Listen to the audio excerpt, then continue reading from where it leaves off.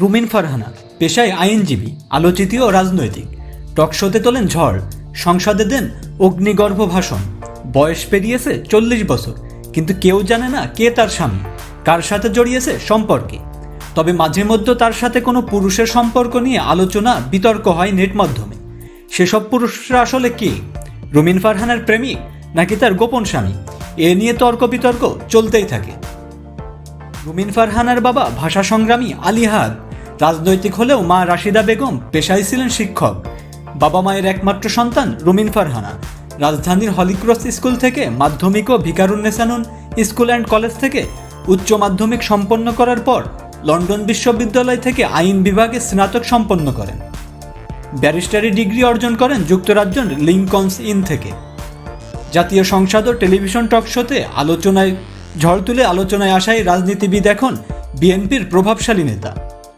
বলা হয়ে থাকে রুমিন ফারহানা তারেক জিয়ার সাথে খুব ভালো সম্পর্ক, কিন্তু তার ব্যক্তিগত জীবন আর বিবাহিত জীবন সবসময় ধোঁয়াশার মধ্যেই থাকে। সামাজিক যোগাযোগ মাধ্যমে রুমিন ফারহানার একটি অন্তরঙ্গ ছবি ভাইরাল হয়েছিল। এরপর থেকে তিনি আবার টক অব দ্য কান্ট্রি। ব্যক্তি জীবনে দীর্ঘদিন ধরে রুমিন ফারহানা নিজেকে অবিবাহিত দাবি করে আসছেন। তবে বিবাহিত জীবন ছাড়া এমন অন্তরঙ্গ ছবি সমাজ ভালোভাবে গ্রহণ করেনি।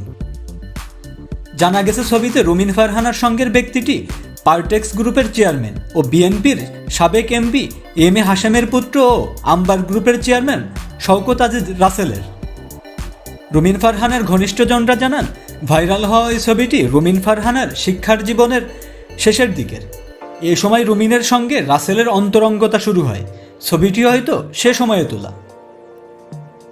এই ছবি প্রকাশ্য আসার পর অনেকেই ধারণা করেন তারা বিবাহিত। সবার প্রশ্ন, যদি বিবাহিত হয়ে থাকেন তাহলে কেন এ সম্পর্কে গোপন করেছেন রুমিন ফারহানা? তবে রুমিন ফারহানা কোনোদিন এই ব্যাপারে মুখ খোলেননি। এক টিভি অনুষ্ঠানে রুমিন ফারহানা বলেন, সে এখনও বিয়ে করেনি, কারণ বিয়ে নিয়ে কোনোদিন সে ভাবেইনি। আর তার জীবনে এমন কোনো পুরুষ এখনও আসেনি যে তাকে বিয়ে নিয়ে ভাবতে বাধ্য করবে। তবে রুমিন ফারহানা যাই বলুক না কেন, তার বিয়ে সম্পর্ক নিয়ে মানুষের মনে প্রশ্ন থেকেই গেছে। তো বন্ধুরা, ভিডিওটি নিয়ে আপনাদের মন্তব্য কি জানিয়ে দিন কমেন্ট বক্সে। আর আমাদের চ্যানেলে নতুন হলে সাবস্ক্রাইব করুন। ধন্যবাদ সবাইকে।